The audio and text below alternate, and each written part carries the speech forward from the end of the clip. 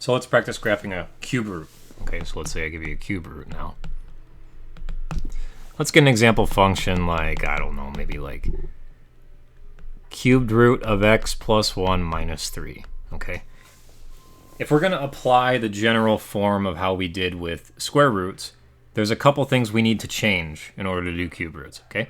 So my first thing that I did with square roots was I identified the transformations. That's still going to say this. That's still going to stay the same.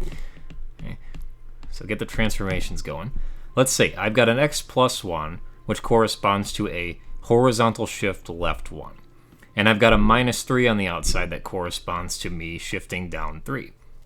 Now that I've identified the transformations, I'm going to start off by getting my starting point. Okay. The starting point for a cubed root function is actually relatively simple to do.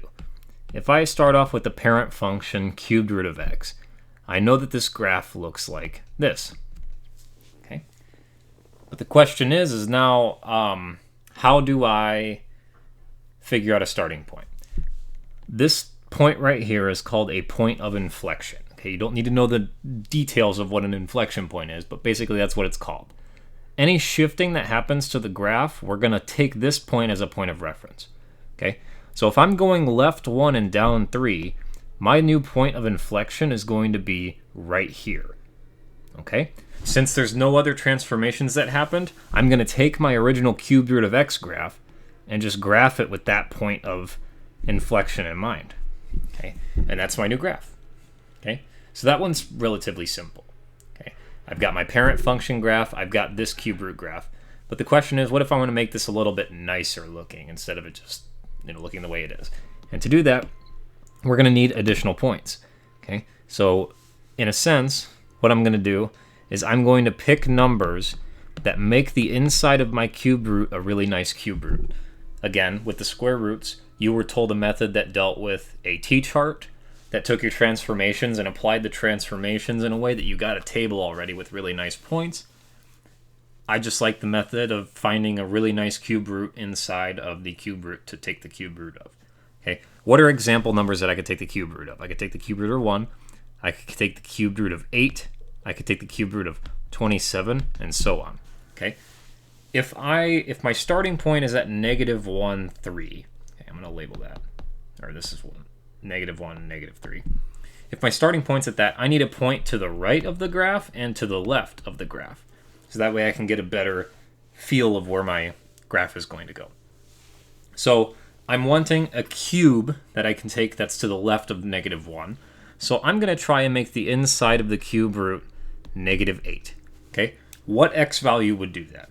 Well, x equaling negative 9 would get me that, right? Because negative 9 plus 1 is negative 8. If I cube root that, I get negative 2. Minus 3 gives me negative 5. So I've got a point at negative 9 and negative 5, which is down here somewhere. And the same thing, I want to do it to the right side of the graph. So the right side of negative 1, I can actually get positive 1 in here. Okay. So instead of negative 8 now, I want the inside to be 1 somehow. What x value gives me 1 in the inside? Well, that will give me 0, right? X equals 0 gives me 1 on the inside. So when I plug in 0, I get 0 plus 1, which is 1. The cubed root of 1 is 1, minus 3 is negative 2. So 0, negative 2 is my next point.